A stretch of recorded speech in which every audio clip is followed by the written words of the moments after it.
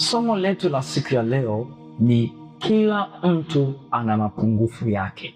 Kila mtu ana mapungufu yake. Kikongo tunasema kila mtu ana udhaifu. Safi kabisa. Kila mtu ana udhaifu wake. Hilo ndio somo letu la siku ya leo. Mungu atusaidie tuweze kuelewa. Tutaenda kusoma kwa kuanzia kitabu kile cha Yohana sura ya 8. Yohana sura ya 8 mstari ule wa 2 mpaka mstari wa 11. Yohana sura ya 8 mstari ule wa 2 hata ule mstari wa 11. Amen. Andiko letu la kwanza tunasoma tukiwa tumesimama. Yohana sura ya 8 mstari ule wa 2 na hata ule mstari wa 11. Biblia inasema kama ifuatavyo. Inasema, hata asubuhi kulipokucha, akaingia tena hekaluni, na watu wote wakamwendea, naye akaketi akawa akiwafundisha. Waandishi na Mafarisayo wakamletea mwanamke aliyefumaniwa katika uzinzi. Sema uzinzi. Wakamweka katikati, wakamwambia, Mwalimu, mwanamke huyu amefumaniwa alipokuwa akizini. Basi katika Torati Musa alituamuru kuwapiga kwa mawe. Sema kuwapiga kwa mawe wanawake namna hii. Nawe wasemaje? Nao wakasema neno hilo wakimjaribu, ili wapate sababu ya kumshitaki. Lakini Yesu akainama, akaandika kwa kidole chake katika nchi. Nao walipozidi kumhoji, alijiinua akawaambia, yeye asiye na dhambi mioyoni mwenu na awe wa kwanza kumtupia jiwe. Akainama tena akaandika kwa kidole chake katika nchi. Nao waliposikia wakashitakiwa na dhamiri zao, wakatoka mmoja mmoja, wakianzia tangu wazee hata mwisho wao.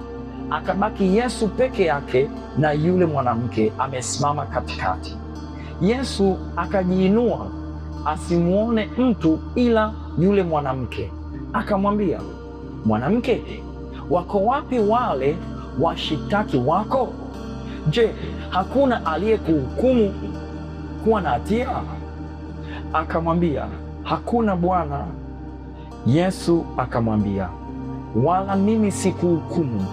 Enenda zako, wala usitende dhambi tena.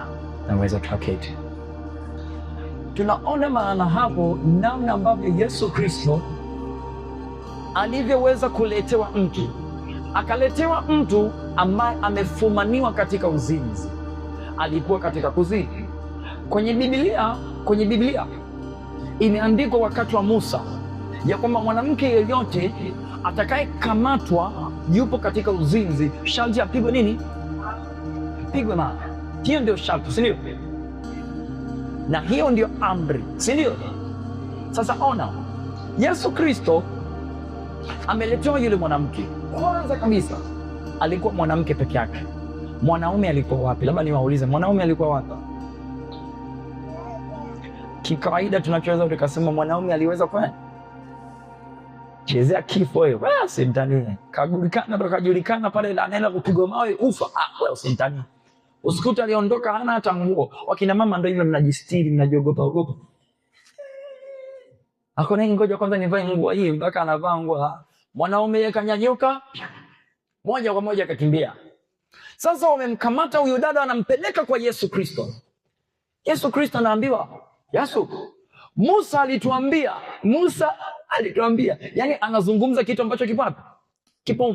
Musa katuambia wanawake wa namna hii tunabidi tuwapige mawe. Wao wanasemaje?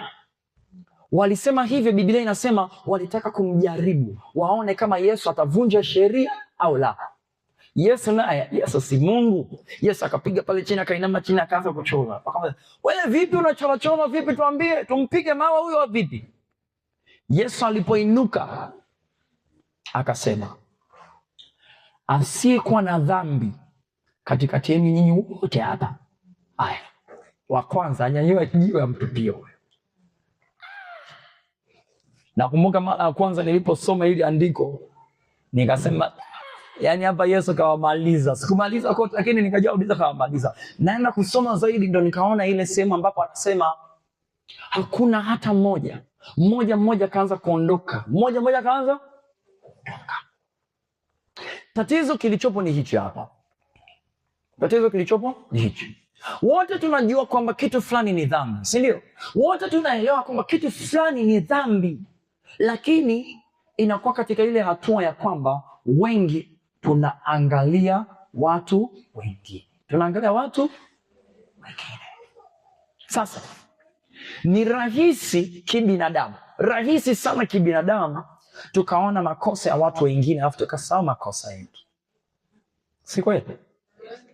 Unaweza ukapita ukamwona mtu, dada fulani hapo, umejifunza ya kwamba bwana, mavazi ya namna hii, nywele za namna hii, hivi. Ukipita mtaani huko unawaona, si ndio? Alafu unaweza kukaa, yule kuzimu yule. Unajisahau. Unajisahau. Yaani sio unajisahau, tunajisahau. Hata mimi mwenyewe saa nyingine ninaangukaga kwenye hicho kipengele. Lakini namshukuru Mungu alinifundisha hili somo, kwamba tusiangalie madhaifu watu wengine tu. Hata sisi tuna madhaifu yetu. Hata mimi niliyesimama hapa ninajijua, kana kwamba tokana na Mungu alivyonifundisha hiki kitu nikajijua kwamba hata mimi pia nina madhaifu yangu. Kilichotokea mpaka nikajifunza hiki kitu ni kitu gani? Nilikuwa nimekaa nyumbani, walikuja wa Adventist, huku mnasemaje? Wa Adventist. Wamekuja pale, kikundi cha watu wamekuja pale. Sasa mimi hapo moto umewaka wa neno la Mungu, Biblia nasoma kweli, yani ninaelewa, yani Roho Mtakatifu kwa mwema sana. Mimi kwa akili zangu nikaona tayari nimeshafika, niko juu, yani ni level zangu za kiroho, yani ni hatua nyingine. Sasa wamekuja pale Adventista pale, wanaanza kunifundisha, hivi unajua ya kwamba Sabato ni siku ya Jumamosi? Hivi unajua kwamba wale wote wanaosali siku ya saba wanaenda motoni? Hivi na vile. Mimi nikawa naangalia, unajua kuna ile ukijua kitu kwamba wanachokifundisha ni uongo, alafu naangalia yani wanaenda motoni wote. Sasa akaona niuliza maswali, mimi nikadiriki, nikasemaje, sikieni niwaambie. Yani mimi hatua nilipofikia, Mungu akinichukua leo, akisema mimi nife leo, mbinguni naingia. Nilifikia hiyo hatua. Nikiangalia wenzangu wote naona kwamba wao ni wakosefu, mimi nimekaa niko sawa. Wakaniangalia wakasema, hivi kweli? Karibu ndugu, karibu kanisani ndugu. Na ndugu yangu alikuwa anaangalia, karibu sana kaka. Sasa iko hivi, tunapata kuona jinsi gani ambavyo wale ndugu Adventist walivyokuwa wananiangalia mimi, nikawa nasema vipi, nilikuwa najiona mimi niko, yani mimi ndio mkubwa, mimi ndio niko bora, kana kwamba Adventist wote motoni. Baada ya wao kuondoka, ni vizuri sana, ndio maana nasema kusoma Biblia, kufanya maombi ni vizuri sana. Nipo kwenye maombi pale, nikawa nashuhudiwa, hivi unajua ulikosea ulipokuwa unasema kwamba hata ukifa na utaenda motoni? Akilini nikaanza kusema kwa nini? Nikaanza kuonyeshwa, mbona hapo unakosea, mbona hapo unakosea, mbona hapo unakosea, mbona hapa unakosea. Nikiwa kwenye magoti yangu pale chini, nikaanza kubadilisha maombi, nikaanza kusema, Yesu, ninaomba unisamehe. Mimi Baba nisamehe kwa kauli yangu, maneno yangu, naomba unisamehe. Nilikuwa niko bize kuangalia shida, matatizo, dhambi na maovu ya watu wengine. Nikijiangalia mimi najiona mimi niko super. Leo hii umejifunza kusuka nywele mwanamke, dhambi. Umejifunza kuvaa mavazi ya aina fulani, dhambi. Umejifunza kana kwamba ukifanya nini, ukitenda nini katika hiki na kile, dhambi. Kwa hiyo ukitoka mahala hapa unatembea kifua mbele hivi, yani mimi mbinguni, yani mimi ukiniangalia mbinguni, sikia niwaambie. Sawa, wewe umeona madhaifu yao, umeona mapungufu yao, lakini hata wewe pia una mapungufu yao. Haleluya. Wengi wanaona kanisani ndio sehemu ambapo watu watakatifu walipo. Wengi wanaamini kanisani ndio watu wakamilifu ndipo walipo. Lakini mimi nasema kanisani kanisa ni kama hospitali. Hivi mtu anaenda hospitalini ambaye haumwi pia, labda uende kumsalimia mtu ama kuenda kumuona, si ndio? Lakini wanaoenda pale hospitalini mpaka wanalazwa, wengine wanaenda kuchomwa, wengi wao wanakuwa katika hali wanaumwa, si ndio? Sisi tuko hapa kanisani, mimi naamini kitu hicho kwa kimoja. Wote hapa tuna shida zetu. Wote tuna matatizo yetu, si ndio? Tumekuja kanisani tukutane hapa, tumfuate yule ambao tuna imani na yeye kwamba atatusaidia kwenye matatizo yetu, si ndio? Hatujaja hapa katika lengo kusema mimi unione ni mtakatifu sana. Nimekuja hapa lengo Mungu anitengeneze, anirekebishe, aniweke sawa shida zangu, magonjwa yangu, tatizo langu, kila kitu changu akakiondoe ili nikapate kukaa sawa, si ndio? Sasa hii tabia ya sisi kubaguana, kutengana, tunaona yule pale mwenye dhambi, tena yule dada kavaa suruali patalo, kavaa patalo imemkaa hivi, hiyo siwezi kuongea naye. Hicho kitu kitatusababisha sisi mbele za Mungu. Tanzania tunasema wanafiki, sijui kama mnasemaje hivyo wanafiki. Kumbuka Yesu Kristo alikuwa anakaa na wenye dhambi. Yesu alikuwa anakaa. Sasa nisikilize hapa. Kuna wengine wenu ninapoambia nilikaa na wenye dhambi, mtaanza kuwaza ngoja niende ba. Sieni. Hatuendi ba sisi. Hatuendi ba. Hatuendi sehemu tukijua kabisa moja kwa moja tunaenda kwa shetani. Yesu alikuwa anakaa na wenye dhambi, lengo lake awafundishe. Lengo lake sio tu akae nao, tu akae tu hivi, vipi? Niambie, nyumbani unasemaje? Leo umepika nini? Leo kuna nini? Yesu alikaa nao, lengo awafundishe na kuwaelekeza. Sasa wengi wanakaa na wenye dhambi, badala ya kuwafundisha wenye dhambi wanawafundisha wao. Uongo ukweli? Wewe Mkristo ndo unafika pale, badala ya kuongea chochote cha kusaidia, unanyamaza kimya. Unawaacha waongee. Pasipo wewe mwenyewe kuelewa, kwa kuwaacha wao wanaongea, wanasema maneno yao, wanasema vitu vyao. Kumbe ndo wanazidi kukuingizia vitu vya wapi? Kwenye akili. Sikia niambie. Mimi nikawasha hii speaker hapa. Bufle, mbona inaitwa bufle? Bafle. Nikiweka muziki hapa, muziki wa kidunia. Muziki wa kidunia. Nikamwambiaje? Tusikilize mara mbili tu. Ninaweka nyimbo, inaimba, inamaliza. Inaimba, inamaliza, afu nazima. Nisipoongea na wewe wala nisiposema chochote, ile nyimbo kwenye akili yako inafanya inazidi kupiga. Umeona? Yaani wao umewapa nafasi, wanaingiza vitu vya wapi? Ndani yako. Kile kitendo cha wao kukupa wewe yani wewe kuwapa nafasi, kile kitu ukikaa nyumbani kivyako utaanza kukumbuka dada fulani alisema amemsaliti mume wake, akaenda kule akapata dola 50. Vinazunguka hapa kwa sababu wewe ulinyamaza kimya, ukawaruhusu. Yani wewe ulikuwa unakula, unapokea. Bwana Yesu asifiwe. Sasa kuwa Mkristo sio sababu ya kuwatenga wenye dhambi. Kuwa Mkristo inabidi mimi na wewe tufanyike sehemu ya kuwasaidia wenye dhambi wajue ukweli. Haleluya. Kanisani wapo watu wengi ambao wana shida na changamoto, lakini wote kwa kiukweli tunapaswa kuja hapa kutafuta Yesu Kristo. Sawa? Kuna wengine wanakuja kanisani wanatafuta mchumba. Kwa rafiki zangu ambao mjaoa nyinyi ndio unakuja hapo unaangalia dada fulani yule anaimba. Anakaa hapo ndo natafuta nani yuko sawa, nani yuko sawa. Haipo hiyo. Ama unakuja hapa lengo utafute marafiki. Kuna watu wengine wanakuja kanisani lengo wapate watu wa kuwasaidia tu kwenye shida zao. Si hapo? Yaani yeye lengo lake la kufika anakuja anakaa hapa. Siku ya shida yangu, shida ikitokea, nikifika kanisani nikitangaza, watakuwa tayari kunisaidia.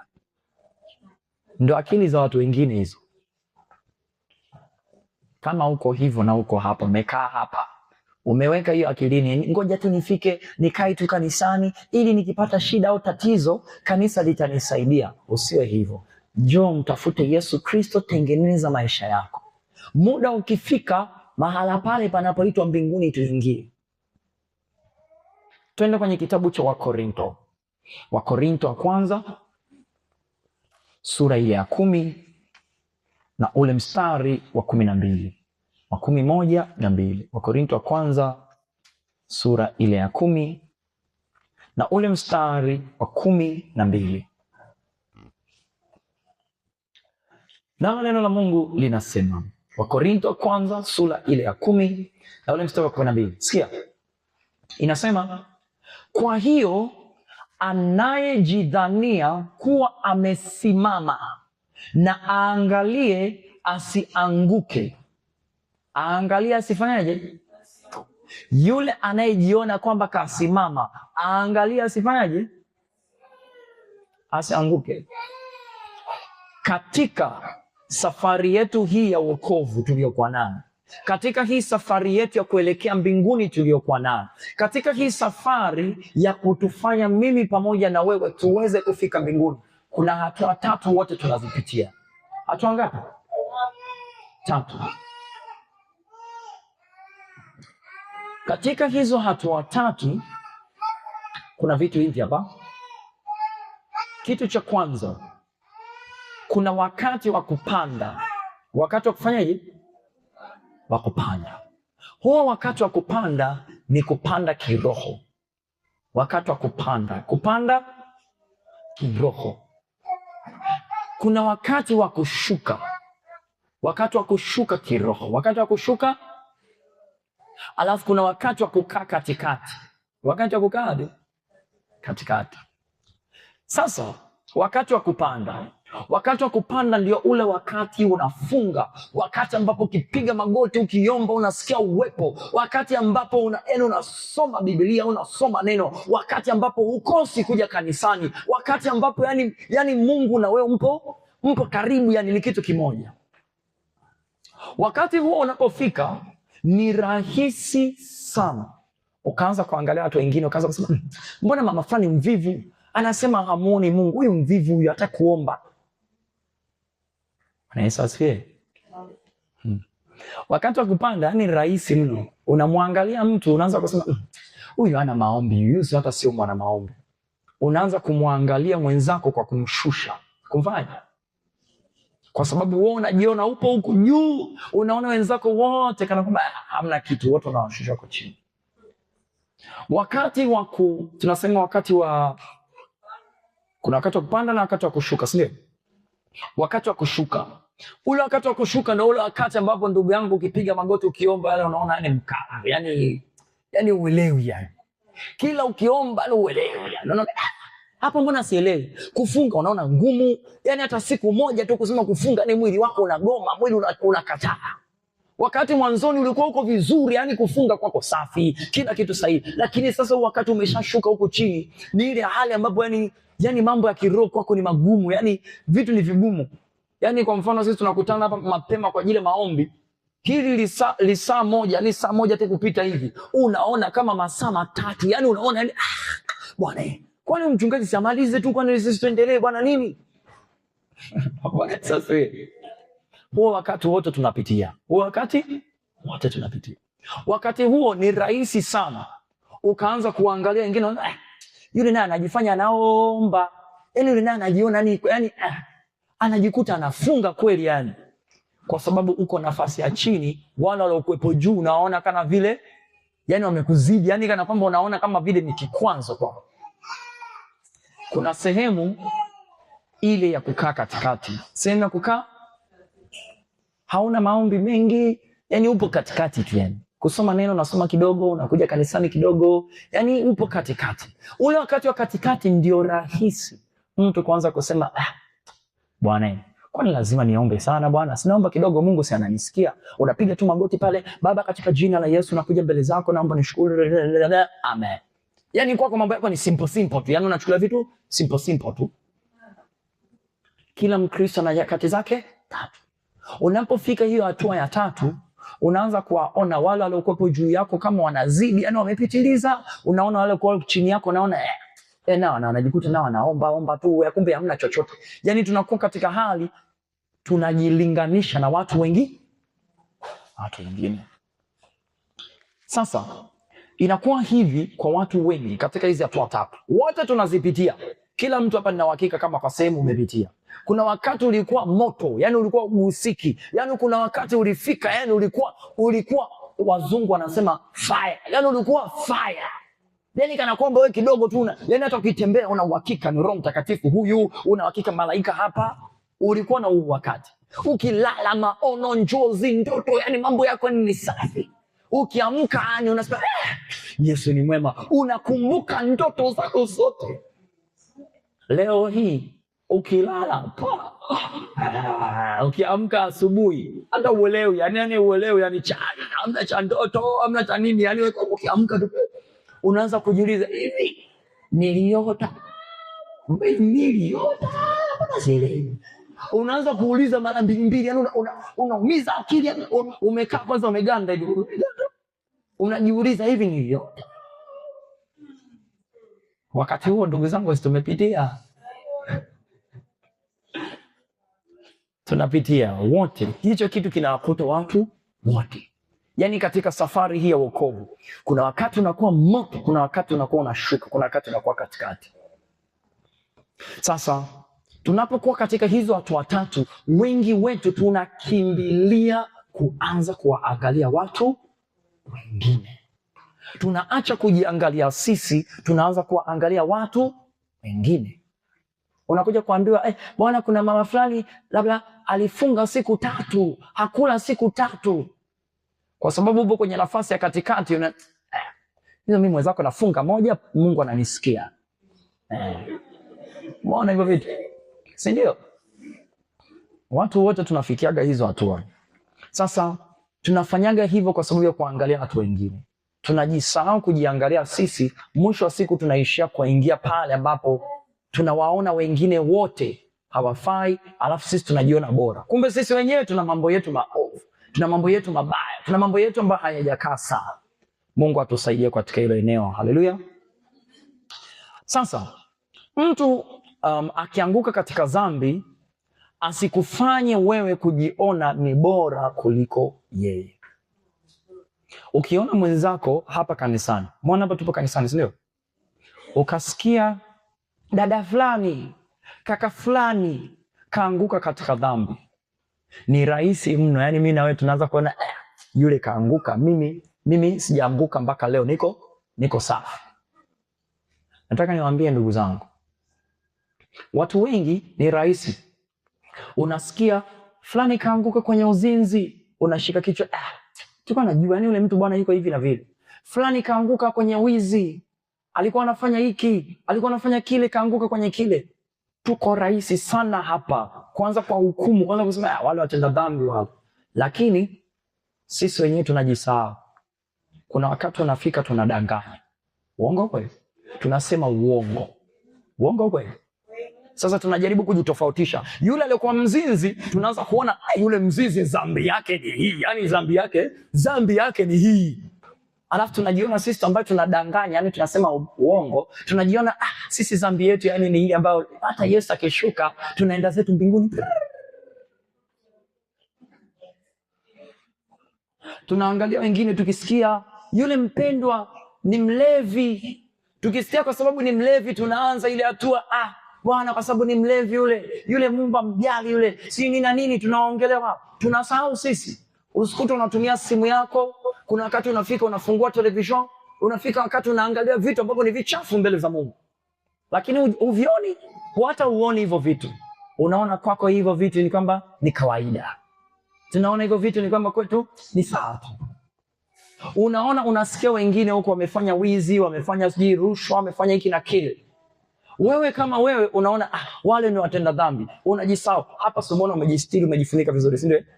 Unakuta ukiwepo nyumbani kule kumbe umevaa nguo za ajabu. Nguo ambazo tumefundishana hapa ambazo si za kuvaa. Ukienda nyumbani unazivaa. Alafu ukisikia mwenzako kafanya uzinzi, kafanya wizi, kafanya hiki, unaanza kumuona mwenzako yani mtu mbaya. Rafiki yangu akisema napanza sauti na anapandisha sauti. Mungu amsaidie. Sasa iko hivi. Rafiki yangu akinisikia naongea naye anataka ongee. Anataka attention. Wazungu wanasema. Sasa iko hivi. Ndugu zangu, sisi wote tuna vitu vyetu. Tunabidi tuvirekebishe na kuvitengeneza. Wote sisi hapa. Tukianza kuangalia watu wengine, tukianza kuweka macho yetu kwa watu wengine, ya kwetu sisi atatoshinda na hatutaweza kuingia mbinguni. Ni muhimu sana. Tuko hapa. Tuelewe. Utakapoona mwenzako kaanguka, yaani usianze kuinua mdomo, ukaanza kuongea, ukaanza kusema, yule. Tunabidi tusimame katika nafasi, tujiangalie sisi wenyewe. Kwa sababu kitendo kile cha kumwangalia mwenzako, kitendo kile cha kwanza kumwangalia mama yule, dada yule, kijana yule, kafanya dhambi hii, kafanya dhambi ile, basi yule ni mdhambi kweli. Nawaambia ndugu zangu, kuna wakati wa kupanda, kuna wakati wa kushuka. Unaweza ukajikuta wakati ile bahati mbaya umeshuka, umeenda kufanya kosa lile saa nyingine. Unaweza kusema yule muongo bwana, alafu unakuja kujikuta na wewe mwenyewe unadondoka kwenye dhambi ile. Sasa elewa. Nimeandika hapa hivi. Tuna uwezo wa kuishi pasipo kutenda dhambi. Hicho kitu tuelewe. Tuna uwezo wa kuishi pasipo kufanya. Hicho kitu jua. Una uwezo wa kuishi pasipo kutenda nini? Dhambi. Kuna watu ambao wanaweka kwenye akili zao ya kwamba hakuna mtu ambaye anaweza akakaa katika utakatifu. Nataka niwaambie hivi, inawezekana. Inawezekana. Unaweza kusema inawezekanaje mtumishi? Nani anayeweza hivyo? Ni maamuzi yako wewe, utende dhambi na usitende. Kuna mtu anayekwambia usidanganye. Kuna mtu ambaye anakuambia sema uongo hapa. Kuna mtu anayekwambia hivi. Kuna mtu anayekwambia uvae vibaya. Kuna mtu anayekwambia ya kwamba sasa anza kuwaza kitu kibaya. Kuna mtu anakuambia. Ni wewe tu mwenyewe ambao unakaa hivi. Ili unapokaa wewe mwenyewe ndo unaanza kuvuta picha. Yule baba nilimuonaga siku ile pale, uko mbali kwenye mawazo yako mwenyewe. Tunasema mwenyewe. Sawa, tunaweza tukasema shetani akarusha mishale yake pia, wazo baya likaja. Ni maamuzi yako kukubali ama kukataa. Inawezekana tukapata kuwa hatuna dhambi. Inawezekana. Maamuzi ni ya kwetu. Tukubali au tusikatae. Sasa, unapomwona mwenzako kaanguka, usijione bora kuliko. Inawezekana ukaweza kuanguka katika nafasi yake ile ya dhambi, ama ukatenda dhambi nyingineyo. Leo hii hauna dhambi, leo hii ni msafi, leo hii mkamilifu, leo hii upo katika ukamilifu. Muda unaweza ukafika, saa ikafika, ukashangaa umeenda sehemu, umefika mahali unahitajika kutoa rushwa, na kwa maamuzi yako mwenyewe unatoa rushwa. Mwenzako kazini wewe umetoa nini? Umetoa rushwa. Mwenzako kazini wewe umesema uongo. Mbele za Mungu wote ni kitu hicho kimoja. Mungu habagui. Kwa sababu wewe ni muongo, basi nitakupeleka kwenye mbingu sehemu hii hapa. Alafu huyu kwa sababu ni mzinzi naenda kumpeleka kuzimu. No. Muongo, mzinzi, mwizi, yani msemaji mabaya, mawazo mabaya, wote sehemu yao ni moja. Mahali panapoitwa kuzimu. Tuende kwenye Luka sura ya 18. Luka sura ya 18. Tutaanza kusoma ule mstari wa 9. Tutaenda mpaka wa 14. Luka sura ya 18, mstari ule wa 9 mpaka wa 14.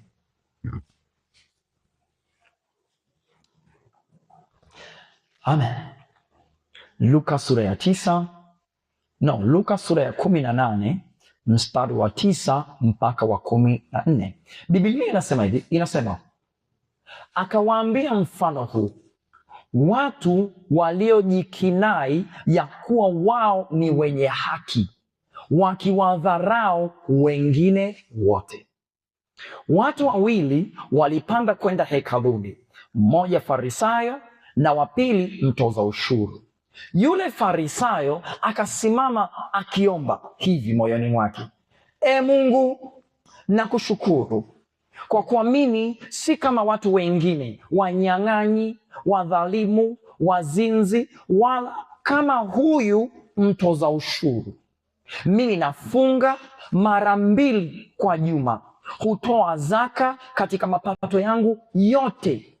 Lakini yule mtoza ushuru alisimama mbali, wala hakuthubutu hata kuinua macho yake juu mbinguni, bali alijipigapiga kifuani akisema, Mungu, uniwie radhi mimi mwenye dhambi. Nawaambia, huyo alishuka kwenda nyumbani kwake amehesabiwa haki kuliko yule.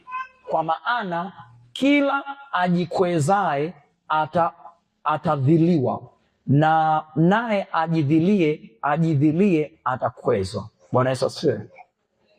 Nilichokisoma hapo ni hichi. Yesu anasema kulikuwa na watu wawili wameenda kanisani, tuseme.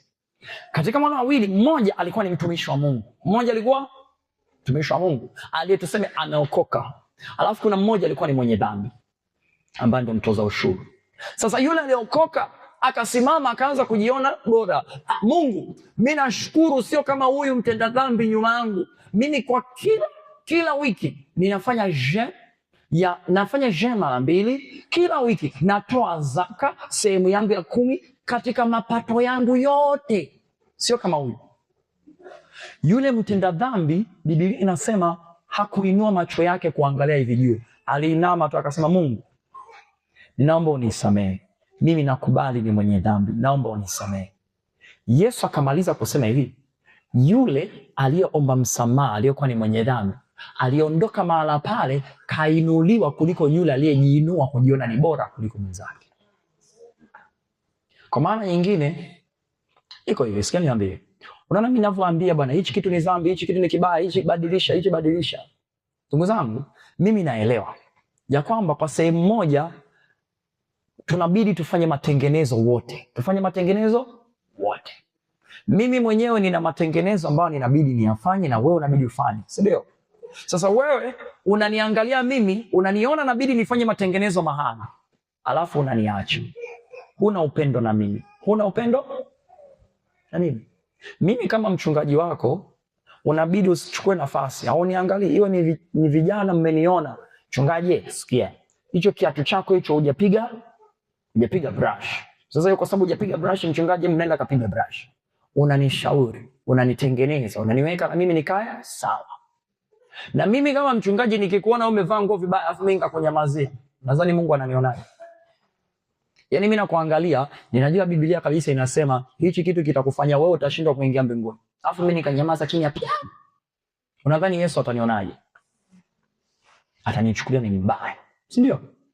Sasa yule ambaye anajiinua zaidi ya wengine, kana kwamba kujiona mimi bwana najua mafundisho yote, mimi ndio najua kila kitu, kana kwamba mimi ndio mchungaji wenu hapa, mimi si mnaniona hapa, mimi najua yote. Mimi mwenyewe niko hapa bado mwanafunzi. Na pia ninapenda nisikie kutoka kwenu, mchungaji, hapa na hapa na hapa inabidi urekebishe eneo hili na hili. Tunapeana ushauri. Unanisaidia mimi na mimi nakusaidia wewe hapa. Sasa watu wengi wamekuwa katika ile hali ya nafasi, tunajiinua. Tunajivisha kifua kikubwa kwa sababu tumejua maneno zaidi ya wengine. Imefika hatua nimekufundisha kuhusu habari za Pasaka. Ikifika siku ya Pasaka utaanza kubinua mdomo. Wenzako anapika, unaanza kubinua zako mdomo. Hawajui hao. Mwache. Mungu atakuangalia na atasema, badala wewe uweze kuwa msaada kwa mwingine, wewe unabinua mdako mdomo hivi. Wache. Tena ndo mkikutana hivi wote mmetoka kanisa moja, mmekaa pamoja. Unamwona kidada kinapita pana kipantalo chake. Mnakaa. Kweli mchungaji alikuwa anaongea. Mchungaji alikuwa anaongea kweli yani. Rafiki yako ambao unaweza kumwambia, kumfundisha na yeye, lakini wewe umenyamaza kimya. Mungu anakuangalia na kuona kama yule ambaye alinyosha mikono, Baba, ninakushukuru. Mimi sio kama huyu mtoza ushuru mwenye dhambi. Mimi nafunga, nafanya mimi natoa sadaka, nafanya hiki. Mungu anakuangalia na mwenzako, sikiza mwambie, mwenzako kavaa zake pantalo, kavaa zake gombana. Anaenda mbele za Mungu, anajimimina kwa Mungu, anasema Mungu, naomba nisamehe. Hajui kwamba pantalo yake ni mbaya, hajui kwanza. Kile kitendo cha Mungu yeye kwenda mbele za Mungu kusema Mungu nisamehe, kwa vile anavyovijua, Mungu anafanya, anamsamehe. Mungu anamwachilia kwa vile anavyovijua. Kwa ile pantalo Mungu aweza kumsamehe kwa sababu bado hajatengeneza. Bwana Yesu asifiwe. Sasa iko hivi, kuna watu wameacha imani kwa ajili ya viongozi. Kwa ajili ya mfano, unaniona mimi mchungaji wako hapa, si ndio? Unakuja kusikia kwa jina la Yesu haitakuja kutokea, ni kwa nafunga hii maneno haitatokea kwa jina la Yesu. Unakuja kusikia mchungaji kazini, mchungaji kaanguka kazini huko, tumemkuta yuko hoteli fulani anazini kule na dada fulani, wamekamatwa. Kwa jina la Yesu haitatokea. Lakini wewe sasa unasikia yule mchungaji, yule aliyekuwa anatufundisha, anatuambia kwamba ukifanya hivi ni dhambi, yule amekama, mnaanza kupigana. Umesikia? Vipi? Bwana mchungaji, ndio bwana nimesikia. Mchungaji, kuanzia leo nakwambia, ninaondoka pale kanisani, mimi habari za Yesu sitaki.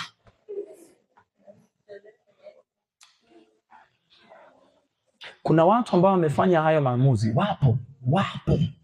Mimi wengine wamenitafuta, wamenipigia simu, ama ongea kitu kwa sababu najua kuna wengine Tanzania wamenipigia simu, mtumishi, mimi kwa hili mtumishi wangu kafanya hiki, mtumishi wangu kafanya kile, mtumishi wangu kafanya hiki. Mimi habari zako za Yesu ndio nimesikia mafundisho yako, ndio nimefundisha vizuri, lakini mimi staki. Watumishi wa Mungu wote ni waongo. Mwisho wa siku na mimi tena navalishwa picha ya yule mchungaji wake. Sikani waambie, kuna watu wengine, kuna watumishi waliwachukulia faranga zao, walichukua hela zao. Kuna watu wengine walitoa sadaka, akamwambia sikia nikwambie dada, nakwambia kaka, nakwambia baba, umeona mahala hapa, hili ni eneo takatifu. Nakwambia ukitoa faranga kiasi fulani, Mungu atakuongezea mara 5. Ukitoa mara 5, Mungu atakuongezea mara 10. Weka sadaka hapa. Baba hata akatoa, akaenda benki, akatoa faranga zake, akaleta pale na hajaona chochote. Akakasirika, akasema kuanzia leo sitaki habari za Yesu. Wapo watu waliopitia hiyo hatua. Nazungumza hivyo kwa ushuhuda kwa sababu nimepigiwa simu nimeambiwa na wengine. Kuna watu wengine watumishi wa Mungu. Yaani ni watumishi wa Mungu, wanasema mchungaji, nabii. Mchungaji yuko ofisini peke yake. Mama, dada anaingia. Ngoja nikuombee. Mchungaji anasimama, anaenda kukaa nyuma ya yule dada.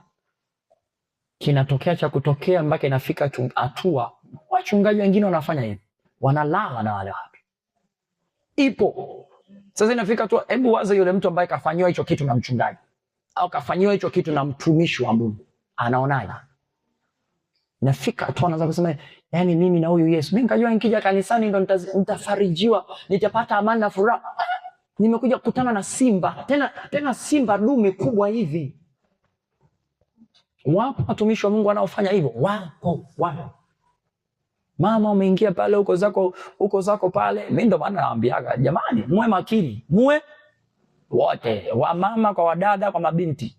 Unaingia kwenye ofisi huko ya mchungaji upo umejisahau zako, umejiachia, fumba macho mama nikuombee mama, umefumba zako macho. Unashangaa mchungaji kafika anaanza kukugusa. Baba kwa jina la Yesu, mkono unaanza kushuka. Wewe dada nao umekaa pale, ndio baba, mkono unashuka, ndio baba. Yaani huyo unabidi usimame kwanza, yaani Mungu nisamehe, nilichokuwa nataka niseme Mungu nisamehe. Mungu zomba nisamehe. Umeona sana hiyo sema sasa. Wote tuna madhaifu. Nilichokuwa nataka niseme, yaani usimame umpige kikofi kwanza ili akili zinyanyuke. Mungu nisamehe kwa kweli. Ndio wazo, Mungu nisamehe. Yaani huyo sio mtumishi tena wa Mungu. Huyo sio mtumishi wa Mungu. Anayefikia hatua hiyo, huyo sio mtumishi wa Mungu tena. Huyo ni hatari. Kuna watu wengine Kuna watu wengine walisikia tu shuhuda za watumishi wengine, ama wengine waliweza kusikia na wakaona. Unakuta labda mtumishi wake, mchungaji wake, nabii wake alikamatwa na mwanamke mwingine kule, ana taarifa na ana ushahidi, alilala na manafani, alifanya kitu na mama fulani, alifanya kitu na dada fulani. Sasa mwisho siku sasa mtumishi wa Mungu kama huyu anafanya hicho kitu, sasa mimi ya nini sasa? Mimi nizidi kukaa hapa tuna kanisani, bali sitaki tena habari za Yesu. Sikieni niambie ndugu zangu. Wachungaji, manabii, mitume, sio mabishop ni wanadamu kama wewe. Wanadamu kama, yani kama ni kama sisi. Wanadamu kama sisi. Umeniona mimi nimesoma hapa? Ndio mimi najua Biblia, ndio Mungu kanikirimia maarifa na mafunuo, kanipatia makolokolo mengi. Lakini mimi pia ni binadamu. Binadamu. Mimi na macho. Mimi na nini? Na macho. Nikimwona dada akakaa vibaya, mimi na nini? Nina macho. Ninaona. Nikiona kana kwamba kuna mambo hayajakaa vizuri, nina mwili, nina damu nyekundu, sina damu ya kijani. Yaani kana kwamba mkichanja damu yangu haina rangi nyeusi, damu yangu ni nyekundu. Damu yangu ni hii hapa red. Nyekundu mnasemaje huko? Hivyo hii. Damu yangu ina rangi hapa kama ya kwako. Hao manabii, wa mitume, wachungaji, maprofeti, wa mabishops, wote hao binadamu kama mimi na wewe. Hao wasije wakakusababisha wewe ukavunja mahusiano yako na Yesu Kristo. Kila mmoja ana safari yake ya kuelekea hapa mbinguni. Kila mmoja ana safari yake ya kuelekea mbinguni. Sasa unaweza kumuona mtumishi wa Mungu, mimi kuna kauli fulani za kishujaa niliacha kuzitoa. Yaani kuna ile kauli kama ile kusema mimi hata nikifa leo naingia mbinguni, zile kauli nimeacha kuzitamka kwenye kinywa changu. Kuna watu wanasimama wanadirika na kwambiaje, mimi siangushwi, mimi sidondoshwi, mimi na Yesu Bwana mabwana mwamba le imara, mimi na hiki na kile. Ni ndugu zangu, tusimjaribu Bwana Mungu wetu. Shetani alimchukua Yesu akamweka juu ya mlima, akamwambia jisikia, jitupe chini, jitupe. Ukijitupa Mungu atakuagizia malaika watakuokota. Yesu akamwambia wewe usimjaribu Bwana Mungu wako. Usimjaribu Mungu kwa maneno. Kana kwamba mimi usio kumjaribu Mungu kwa maneno. Mimi hata aje mwanaume gani? Mimi hata sio zikia. Nakwambia usimjaribu, Sikia niwaambie. Kuna kitu ambacho hakijaandikwa kwenye Biblia. Kuna kitabu kingine nakumbuka niliwashuhudia hicho kitu. Unajua kwa nini Mungu alimwambia Ibrahim nenda ukamtoe sadaka Isaka? Kilichotokea ni hichi kimoja. Isaka kuna mahali alisema kwa mdomo wake. Akasemaje? Mimi hata baba yangu akiambiwa anitoe mimi kafara, mimi nakubali. Hiyo kauli ile kauli ya Isaka kusema mimi hata Mungu akimwambia baba yangu anitoe sadaka. Watu wengi tunawaza kwamba Ibrahim alipofika juu kule kwenye mlima kule kana kwamba alimpiga mtoto wake akampiga ndo akamfunga. Hapana. Maneno yake yalienda kupimwa kule juu kwenye mlima. Sasa wewe leo unaweza ukasemaje? Mimi nakwambia, yani mimi sianguki. Nakwambia hivi, omba Mungu akulinde tu, akutunze. Neema yake na rehema zake ziwe juu yako. Usimpime. Mungu akaja kuruhusu kama shetani, umesikia ile kauli? Nenda. Umesema hakuna bwana yoyote atakayeweza kuniteka. Unashangaa unaletewa mwanaume. Yaani unaletewa mtu umelegea tu kidogo, kumbe yule mwanaume anatumia uchawi nje. Uchawi umekuingia. Kitu unachokuja kukumbuka umeshamaliza, ndo mko pale sasa, ndo akili yako inakuja, hivi si mimi niliyesema kwamba si imekuwaje? Tayari ushaanguka. Usimpime Bwana Mungu wako.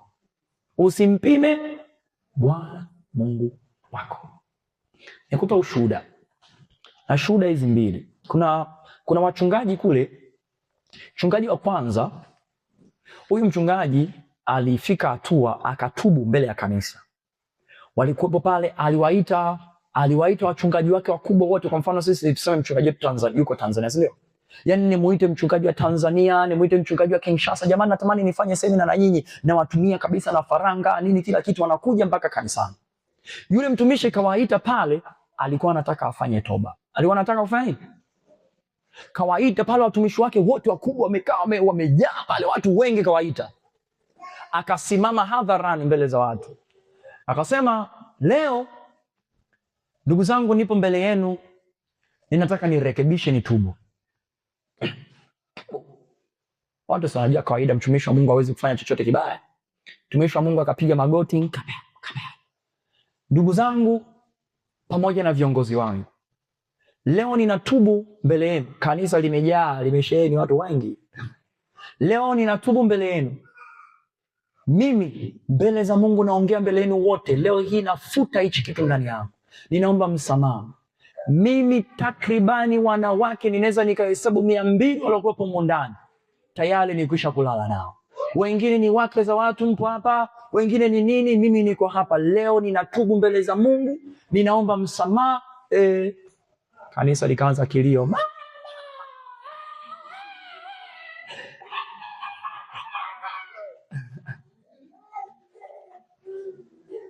Kwa watu wengine, najua hata nilivyowashuhudia hapo, moja kwa moja nyinyi mlichokiangalia ni ule uzinzi aliofanya. Yaani moja kwa moja kilichoingia kwenye akili yenu ni ule uzinzi aliofanya. Ile toba ambayo nimewatangulizia kuambia kwamba alikuwa anafanya toba, yani kama vile mnaifuta. Yaani umeona kilichokuwa?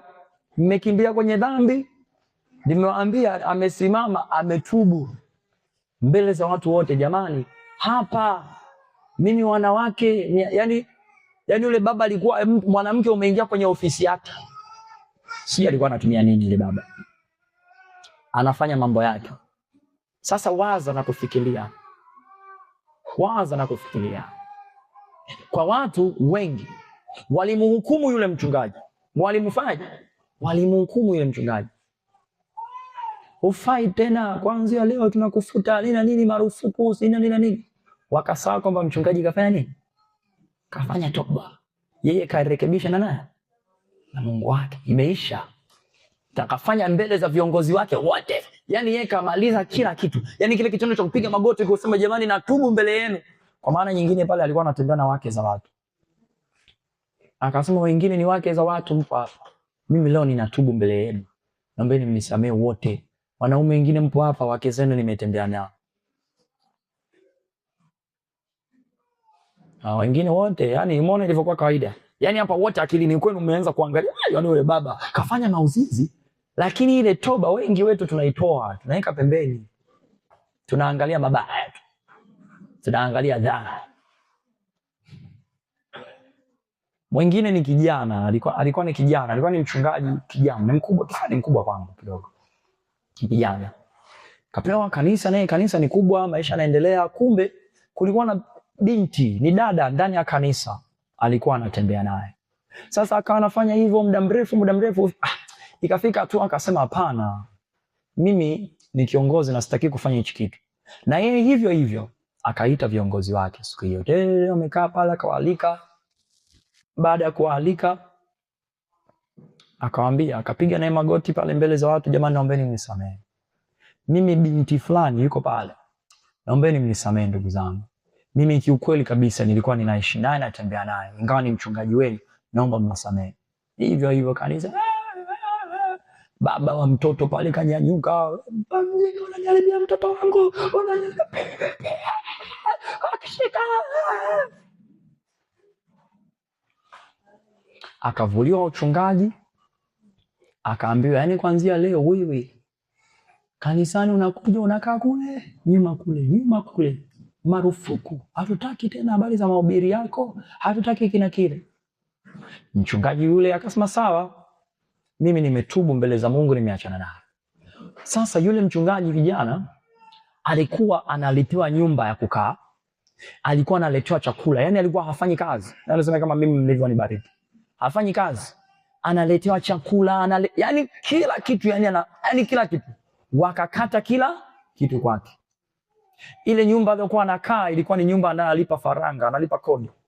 Muda ukafika naye ana kulipa, akatolewa. Alipotolewa akaenda kujificha kwa sehemu, tuseme kama hiki kibanda, hii sehemu ambapo mama Eva anaweka makala hii. Akaenda kujibanza sehemu kama hii. Watu walipigwa marufuku kwenda kumpa msaada, marufuku kwenda kufanya chochote. Kanisa, yani mtumishi kasimama kanisani, kiongozi mkuu, marufuku kumpa msaada, sio nini. Yule mtumishi amejificha pale. Mama mmoja hamjui Yesu, hamjui yoyote. Oneni hivi vitu. Kamuona pale, vipi kijana? Yule kijana akazidi kumwelekeza, bwana, nimefanya 1 2 3 4 5. Sasa hivyo. Sawa. Yule mama akawa anamletea chakula, anafanya hiki na kile. Kijana yule ameingia kwenye kufunga. Anafunga, hata akifika kanisani watu hawaongei naye. Funga na wewe, funga na wewe. Bwana Mungu niangalie. Yaani wamemtenga, yani unajua kuna mimi nasemaga hivi, kuna ile kurekebishana. Kana kwamba wewe umefanya kosa, tukurekebishe hivi. Alafu kuna ile hali mimi nasemaga bora sasa umtoe mtu nje. Sasa yani nyinyi wote niseme kwamba kwanza leo huyu kijana hapa, yani hamna hata kusema Bwana Yesu asifiwe, marufuku. Sasa maana yake nini? Sio tu nimwambie kijana hebu ondoka kanisani, si ndio? Sasa kijana yule anazidi tu kwenda. Ananyenyekea mbele za Bwana Mungu wake. Ananyenyekea tu. Imeenda zimeenda. Anafunga, anaomba, analia. Siku ikafika bwana, kukawa na mkutano. Mkutano pale wa Injili, alialikwa mtumishi mmoja mkubwa sana. Sasa yule mtumishi alishindwa kufika kwenye ule mkutano. Alishindwa kufika. Aliposhindwa kufika, watu walivyotangaziwa, jamani, huyu bwana mtumishi wa Mungu amepata shida, hataweza kufika. Watu wote wakaanza kutoa migongo, wakaanza kufanya kuondoka. Walivyoona watu wanaondoka, watu wakasema hapa hamna mkutano hapa. Wakasema kama sehemu ya kumdhihaki, kama sehemu ya kumuonyesha, bwana tumdhihaki tu, tufanye sisi wenyewe tuende tukapande magari yetu tuondoke. Kilichotokea ni hicho hapa. Kikatokea hichi. Kikaenda kutokea wakamuita yule kijana. Wakamuita yule kijana. Wewe kijana, kwa dharau yani. Wewe, enjo. Mtumishi wa Mungu kinanilia, kinyonge. Akapanda pale hawa shika hivi. Aembo wahubiria wachungaji nao wanashuka, wanaondoka. Kijana alipoona hiyo kitu, sasa mimi ndio yani wameniona yani watu wapi wameondoka pale. Watu wengi. Yule kijana kwa uchungu na maumivu alianguka, yani bali alianguka tu magoti papa, nikamwambia magoti akaanza kulia. Akalia, sasa watu wakawa wanashangaa huyu naye analia nini naye. Wachungaji wale wenzake wa kuuata hawana habari naye, wamepanda magari hivi. Mungu kamsukuma ndani ya moyo wake, akaanza kuimba nyimbo. Si alimba nyimbo gani sikumbuki. Akaanza kuimba nyimbo.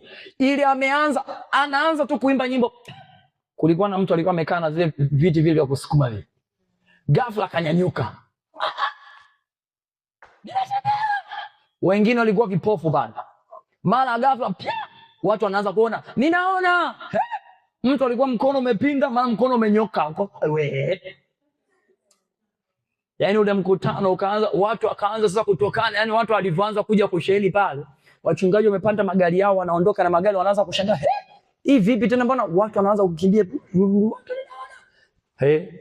Ile siku Yesu alifanya mambo zile.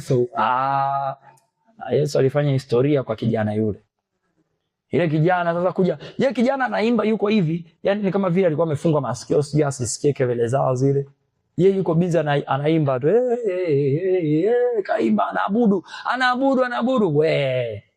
Muda umefika, anafuta machozi yake, anainuka hivi.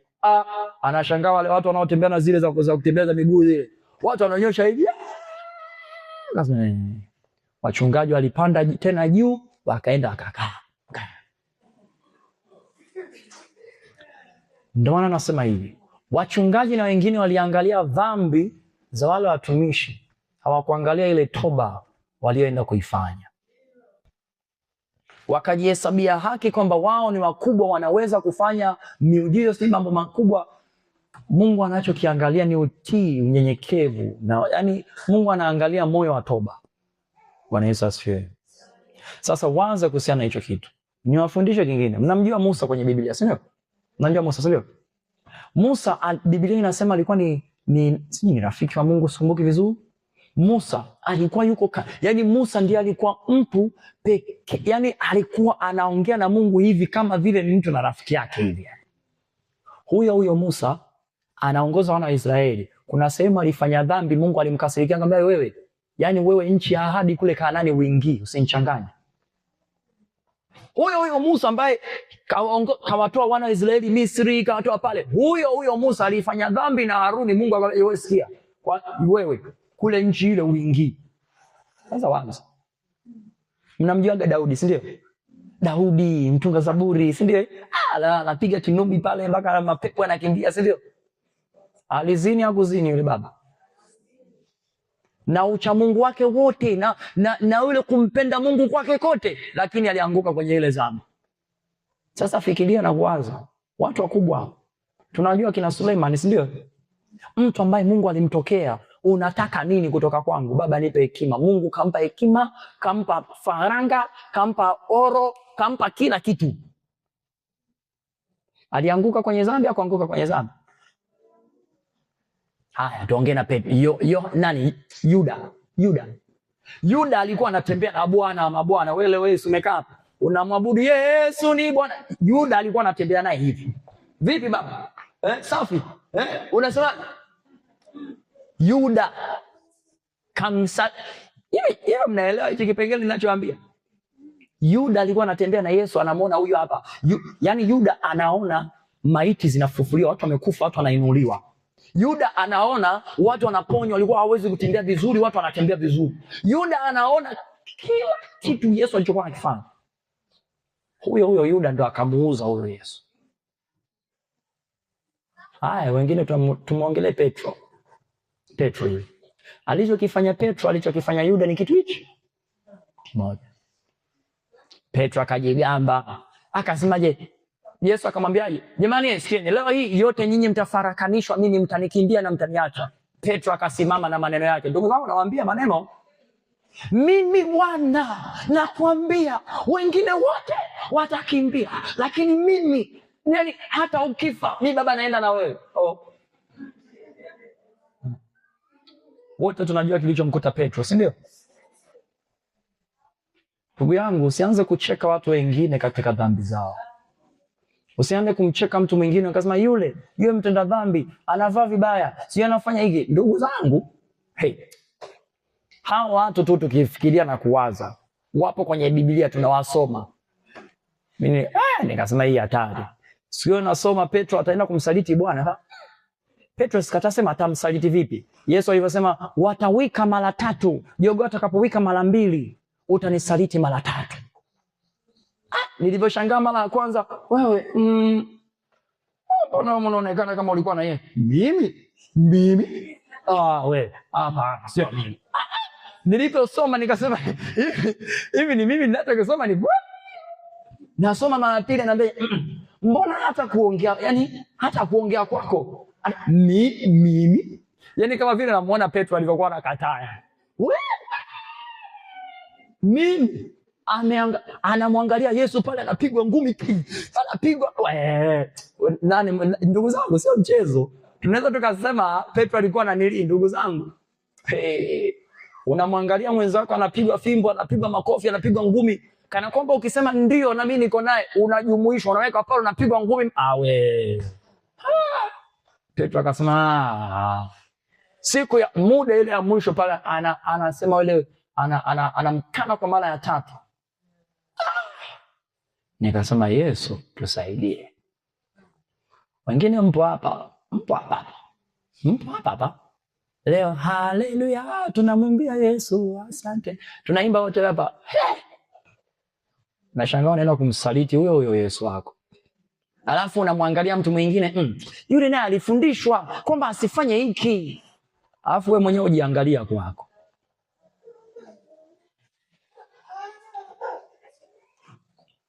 Sasa usikubali mwanadamu kuwa chanzo cha kuiacha imani katika Yesu Kristo. Utakaponiona labda mimi na imani Mungu atanibariki na kunisaidia. Utakaponiona mimi nimeanguka, utakapomuona fulani kaanguka, utakapomuona fulani kakosea, utakapomuona fulani kafanya kitu ambacho tumejifunza wote kwa pamoja hakipo sawa, utakapomuona kafanya kitu kibaya, sasa nikwambie ndugu yangu, usimwangalie yeye. Simama kwenye safari yako, simama kwenye njia yako ya kuelekea wapi? Naambia ndugu zangu, nimewaambia hapa mara nyingi, nimewashuhudia. Mimi siku ile sitakuwa na nyinyi eti nije nisimame mbele za Yesu. Yesu, mimi huyu namtetea, anabidi aingie mbinguni. Mimi sitakuwa pamoja na wewe siku ile. Utasimama wewe kama wewe. Utasimama wewe mwenyewe, tuseme hivi. Utasimama peke yako mbele za Yesu Kristo pale hivi. Hutaweza kumwambia Bwana Yesu, kwa sababu mchungaji wangu alikuwa anafanya hivi, mimi nikaamua hivi. Unafikiri utakudiriki hata kusema maneno kama haya? Utajua tu mwenyewe kwamba unajihukumu moja kwa moja kuzimu. Usiruhusu mwanadamu akafanyike kuwa sababu ya wewe kumwacha Yesu, kutoka kwenye njia. Haijalishi dhambi zake, maovu yake, simama katika njia. Simama katika ile barabara kuelekea mbinguni, wote siku ile tufike tuingie. Ukianza kuniangalia mimi, labda unaweza kusema mimi mchungaji bwana, sipendi kweli anavyoongeaga vile. Ukasema uache Kristo eti kwa sababu ninavyoongea hivi. Nakwambia utaenda kulia maradufu. Wakorintho wa kwanza sura ya 10. Wakorintho wa kwanza sura ya 10. Tutasoma mstari wa kwanza mpaka wa 11. Wakorintho wa kwanza sura ile ya 10, mstari wa kwanza hata ule wa 11.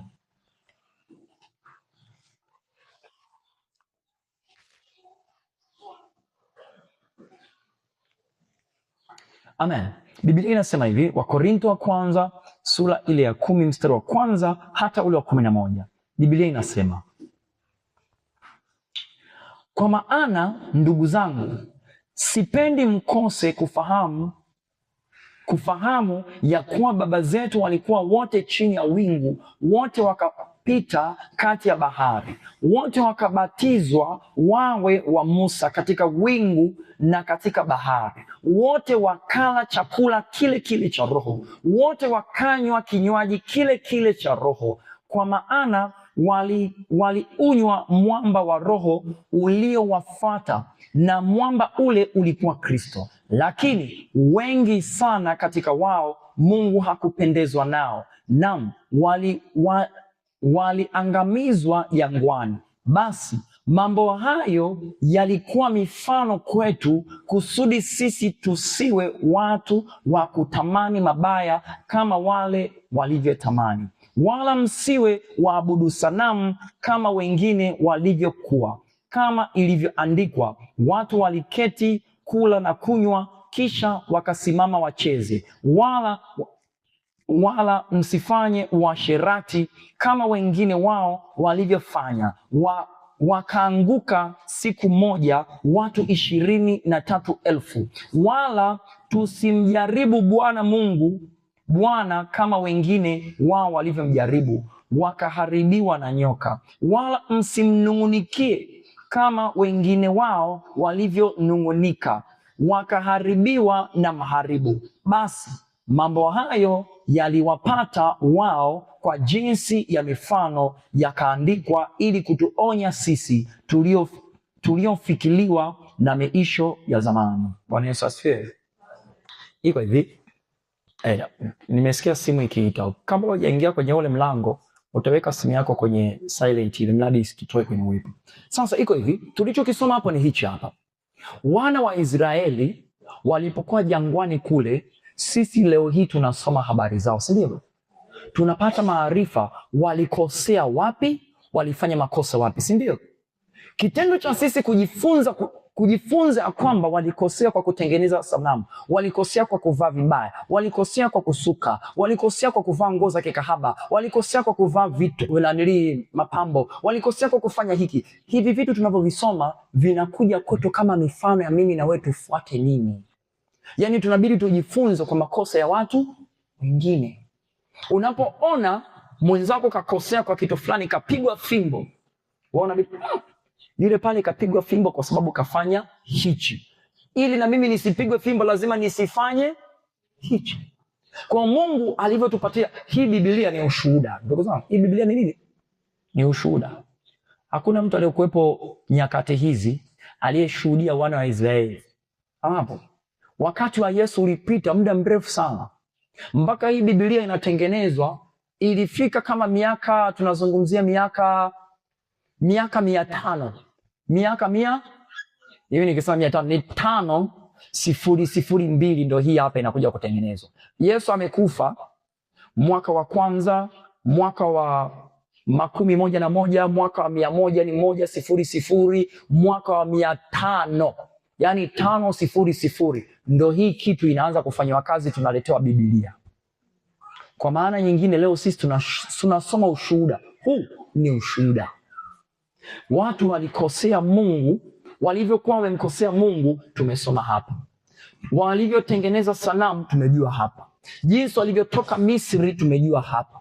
Jinsi walivyoweza kutengeneza ile sanamu zao wakacheza, Mungu akawazuia kwenda nchi ya ahadi, tumesoma kwenye Biblia. Maana nyingine, makosa yao sisi tunabidi tujifunze kwa makosa yao. Haleluya. Wengi tunapoona makosa watu wamefanya tunachukulia tu kawaida. Nakwambia, unapoona mwenzako kafanya kosa, jifunze pia. Sema, mwenzangu kumbe alifanya hiki kikatokea hiki, na mimi sipaswi kufanya hiki.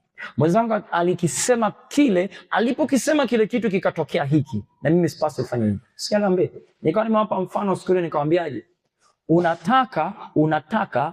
Unataka uweze kumiliki gari, unataka uweze kumiliki labda sijui niseme taksi yako. Usimfuate mtu asiyekuwa na taksi. Hivi ndugu yangu, na mimi napataje taksi? Uwe na akili. Sawa? Unataka gari, mfuate mtu aliyokuwa na nini? Aliyokuwa na gari. Umuulize, ndugu yangu, ulipataje hii gari? Yeye ndio ataweza kukufundisha, nilikosea hapa, nikaweza kufanya hiki na hiki nikapata hichi. Atakwambia katika kazi usifanye 1, usifanye 2, usifanye 3. Kwa sababu yeye tayari kashapitia, kashaona. Atakufundisha kutokana na makosa aliyofanya. Haleluya. Hivyo katika neno letu la Mungu. Unapomwona mwenzako kafanya kosa, jifunze katika lile kosa. Unapomwona mwenzako kaanguka, usicheke kana kwamba mbona yule kaanguka, mbona yule kaandendeza, mbona yule kafanya. Jifunze kutoka katika lile kosa. Sema, kumbe mwenzangu alianguka. Unaweza ukachukua hatua ukamfuata. Ndugu yangu samahani, mimi naomba nielekeze. Hebu nieleweshe, hebu nifahamishe ilikuwaje? Mina dada mmoja ambaye Tanzania, yeye yuko wazi kwa jinsi ambavyo alivyofanya dhambi. Anawashauri wanawake wenzake, kwa sababu ni mwanamke, ni binti. Anawashauri wa binti wenzake sasa hivi. Anakaa, ndugu zangu, ukiona mwanaume anafanya 1, 2, 3, ujue kabisa hiyo ni taa nyekundu hiyo. Ujue kabisa hapo huyo baba huyo ama huyo kijana anataka kitu fulani. Anafundisha wenzake. Umeona? Yeye kashaingia katika lile kosa. Kwa sababu kaingia kwenye lile kosa, anafanyika kama njia kusema, jamani, hii sio njia ya kupita.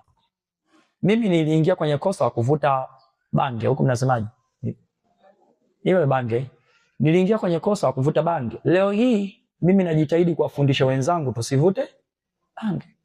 Mimi nilikuwa naingia kwenye kosa la kwenda kwa waganga, kwenda kwa wachawi, kuchukua madawa kwa ajili ya kazi. Mimi nilikuwa nafanya hayo. Leo hii na mimi nawafundisha, sinawaambiaga hapa, jamani, hatupaswi kufanya hivyo vitu. Si ndio? Tunabidi tuelekezane, tueleweshane. Mimi nimepitia kitu hichi, mimi nimepitia dhambi hii, nimepitia dhambi ile. Ndugu yangu, usifanye 1, 2, 3. Kwa sababu nimeona matokeo yake. Bwana Yesu asifiwe sana. Tuende kwenye kitabu cha Yohana wa kwanza. Yohana wa kwanza, sura ya kwanza, mstari ule wa 8 mpaka wa 10. Yohana wa kwanza, sura ya kwanza, mstari ule wa 8 na hata ule mstari wa 10. Tukapate kuweza kumsikia Yohana anasemaje. Okay, Yohana wa kwanza, sura ile ya kwanza, mstari wa 8 hata wa 10. Biblia inasema hivi, inasema, tukisema kwamba hatuna dhambi twajidanganya wenyewe. Jamani, hiyo ni Biblia yangu inavyosema. Inasema hivi, tukisema kwamba hatuna dhambi twajidanganya wenyewe, wala kweli haimo kwetu. Tumefika huko kwenye Biblia. Yohana wa kwanza, sura ya kwanza, mstari wa 8 mpaka 10. Tutasoma, inasema, tukisema kwamba hatuna dhambi twajidanganya wenyewe, wala kweli haimo kwetu. Tukiziungama dhambi zetu, yeye ni mwaminifu na mwenye haki hata atuondolee dhambi zetu na kutusafisha na udhalimu wote. Tukisema kwamba hatuna dhambi, twamfanya yeye kuwa mwongo, wala neno lake halimo mwetu. Bwana Yesu asifiwe. Sasa Biblia inasema mimi na wewe tukisema kwamba hatuna dhambi, tunasema kwamba sisi ni waongo. Hiyo ni Biblia. Narudia hii kauli niliyosema mwanzoni. Inawezekana mimi na wewe tukaishi pasipo kutenda dhambi. Umesikia hiyo kauli? Inawezekana tukaishi pasipo kutenda dhambi. Lakini sisemi kwamba nakupa garantia 100% utaweza kupita mwaka mzima usianguke katika dhambi. Yaani unaweza usifanye dhambi miezi miwili. Unaweza ukashangaa mwezi wa 5. Bahati mbaya tu umepigiwa tu simu. Halo? Ndio. Unaulizwa, uko wapi? Niko barabarani. Kumbe uko ndani chumbani. Umeshasema uongo. Si uongo jamani. Dhambi tayari. Inabidi utubu kabisa, umwambie Yesu, naomba unisamehe, nimesema uongo. Unaweza ukaenda usifanye dhambi, yani siku zikaenda nyingi hujafanya dhambi, yani unaishi vizuri. Sisemi ya kwamba ndugu yangu ndo lazima ufanye dhambi. No. Hiyo sio Biblia. Kwa sababu ukifanya dhambi ukifa motoni unakwenda. Nakwambia haya maneno ya kwamba jitahidi, pambana kadri uwezavyo kuweka dhambi pembeni. Lakini bahati mbaya ukaanguka, kimbilia toba. Kimbilia.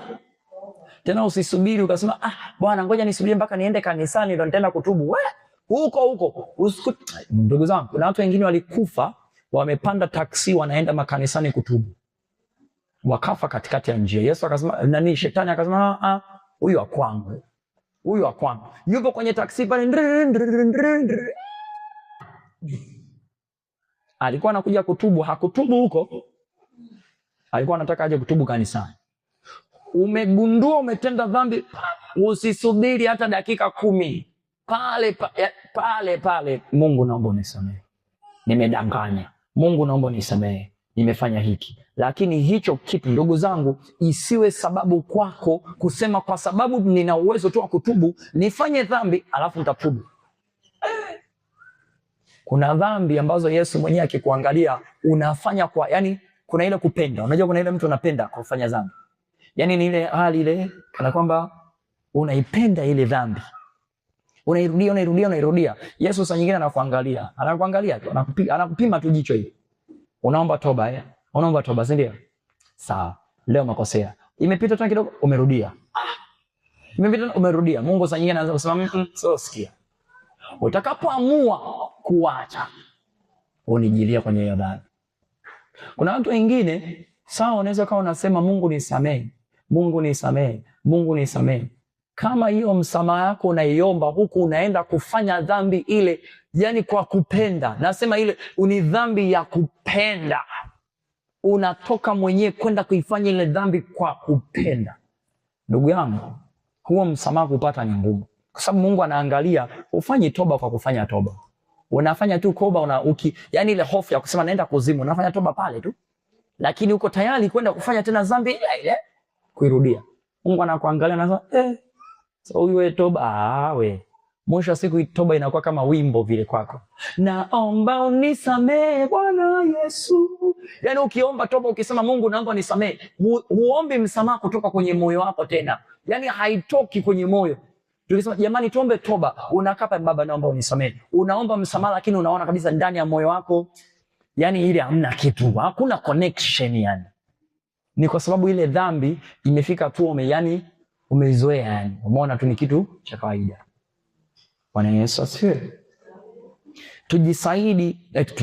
Tujitahidi kwa akili zetu tukiomba msaada Roho Mtakatifu. Maana bila Roho Mtakatifu ndugu zangu haiwezekani. Haiwezekani. Pasipo Roho Mtakatifu mimi na wewe kukaa kwenye utakatifu ni ngumu. Ndio maana anaitwa Roho Mtakatifu. Ukimpata Roho Mtakatifu atakusaidia wewe uishi yale maisha matakatifu. Niende kumalizia. Ndugu zangu, hakuna mtu, hili neno ni tuseme kwa wale ambao bado hamjaoa na kuolewa. Tuseme waliooa na kuolewa wanaweza kusema ni kweli mchungaji. Hakuna mtu atakayeweza kukaa naye ambaye hata kukwaza, hataweza kuwa sehemu ya maumivu kwako.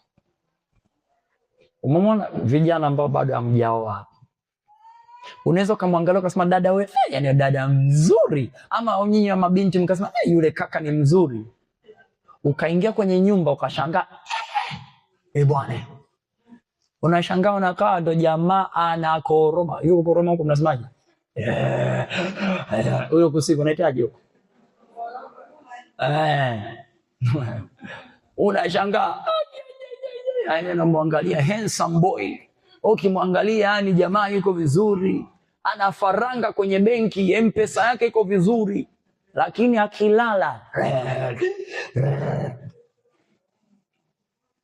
unaweza kaona vijana wenzangu hapa, hamjaoa, hamjapata wake bado wengine.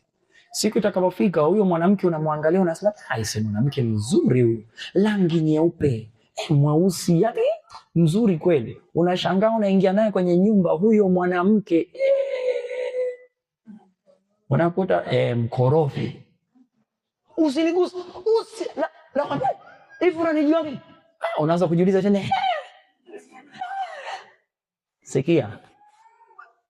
Hakuna mtu atakayeweza kukaa naye ambaye hana kitu kwako wewe ambacho hutaweza kusema hichi sikipendi.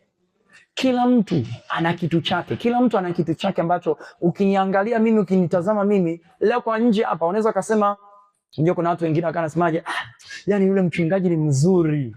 Yani yule angekuwa mume wangu yule. I say basi hajajua upande wangu mwingine. Yani ananiangalia tu kwa hapa kwa sura hii, anaangalia na mchungaji. Hajui upande wangu mimi mwingine. Hajui labda mimi nikipata hasira na kwaje. Mimi mnaniangalia tu hapa muda wote nacheka. Kwa mtu akiniangalia muda wote nacheka.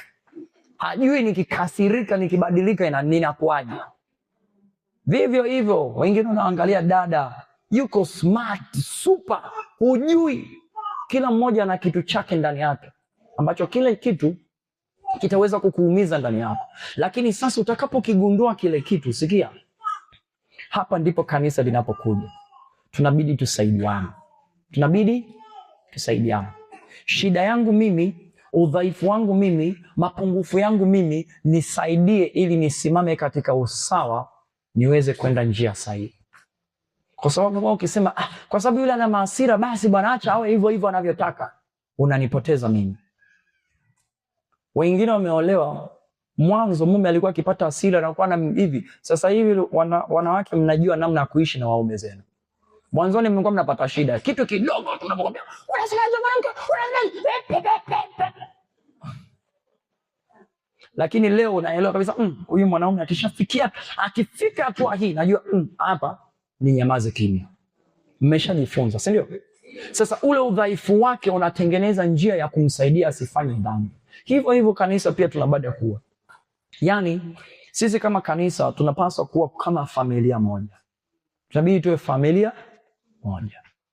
Mimi unaona ubaya wangu mimi ni kuvaa hivi. Ubaya wangu mimi umekaa hivi. Nisaidie kwa sehemu, ili mradi mimi sio kila kitu mpaka aseme mchungaji. Mimi kuna vitu vingine natamani nyinyi wa mama kama mama mfundishane. Vijana kama vijana mfundishane. Ndugu yangu isikia tupo kanisani lakini hichi kijakaa sawa. Usisubiri mpaka mimi nije nikitamke huko mnafundishana, unaambiana huko. Nashangaa mama hapa mtu mzima, unamwona binti hapa, yule binti anafanya vibaya, unamuita binti yangu njoo.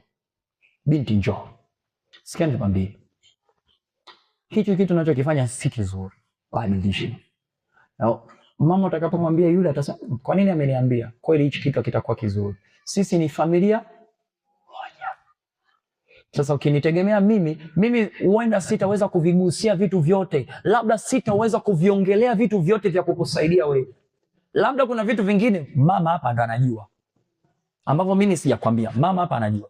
Au labda huyu binti hapa anajua, au kijana hapa anajua. Sasa sisi wote tukafumbiana mdomo, tukanyamaza wote, si ndio? Mimi nikakuangalia najua kabisa unakosea, nikanyamazia kimya. Kwa lugha nyingine mimi nakuacha wewe ukafe. Uende tu ukapotee. Sasa Yesu anatuambia hivi, twende tukasome andiko letu la mwisho. Yohana sura ya 13 mstari wa 14 mpaka 35, ambayo ni Yohana sura ya 13, 33, 13. Jamani, hichi Kikongo, Mungu anisaidie. Yohana 13 mstari wa 34 mpaka 35. 34, 35. Sawa. Hapo sasa twende tukasome Yesu anatuambia nini. Amen. Neno la Mungu linatuambia kama ifuatavyo.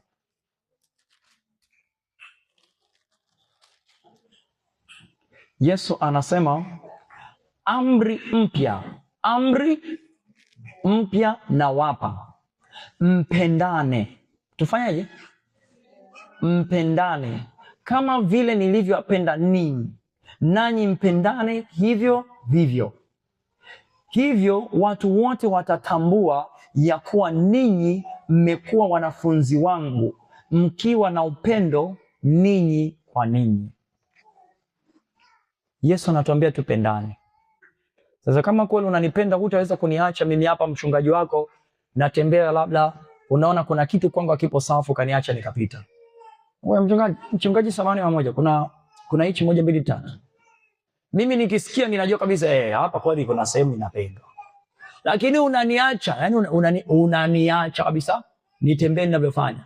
Au mimi nikuangalia hapo, umevaa vibaya, umefanya mambo baba, afu nikuangalie tu.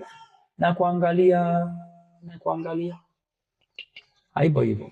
Yesu anasema amri mpya nawampatieni, mpendane.